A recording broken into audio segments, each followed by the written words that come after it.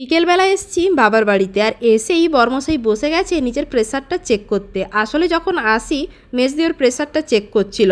আসলে ওর তো প্রেশার সবসময় আপ ডাউন করে, তাই মেশিনটা কিনেছিল আর ওটা দিয়েই প্রেশার মাপছিল, আর ওটা দেখেই বরমশাই বসে গেছিলো ওর প্রেশারটা চেক করতে। যাই হোক, সোনা এসে এখানে বসে গেছে দাদার সঙ্গে খাওয়া দাওয়া করতে। সন্ধ্যের দিকে সবাই মিলে রেডি হয়ে বেরিয়ে পড়েছিলাম একটু ঘুরতে, মানে হাওয়া খেতে। সকালের দিকে বৃষ্টি হয়েছিল, বেশ ঠান্ডা ঠান্ডা ওয়েদার ছিল, বাইক নিয়ে দারুণ মজা হচ্ছিল। তো চলে এসেছি একটা টি স্টলে, সবাই মিলে বসে চা খাবো আর আড্ডা দেবো বলে। বাড়ি থেকে কেউই চা খেয়ে আসেনি। এই যে দেখো, মাটির ভাঁড়ে দুধ চা সঙ্গে চিকেন পকোড়া। সন্ধেবেলার স্ন্যাক্সটা তো পুরো একদম জমে যাবে।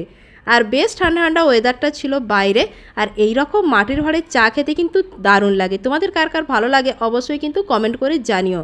আর আমি তো সেভাবে খুব একটা দুধ চা খাই না, কিন্তু এইভাবে মাটির ভাঁড়ে চা পেলে কিন্তু সেটা আর ছাড়া যায় না।